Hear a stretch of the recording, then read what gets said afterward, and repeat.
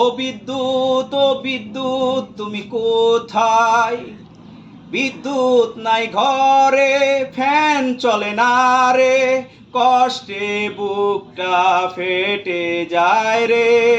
শরীরের যে জ্বলন্তি কাউকে বলা যায় না, এমন কষ্ট কাউকে বুঝানো না।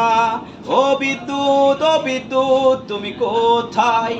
সোনার হরিণে পরিণতি হয়েছে আমাদের দেশের এই বিদ্যুৎ রে। আমারই কষ্ট দেখে না তো কেউ রে, জেনারেটরের ব্যবস্থা করে দাও না রে।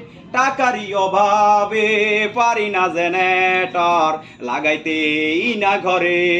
ও বিদ্যুৎ তুমি কোথায়?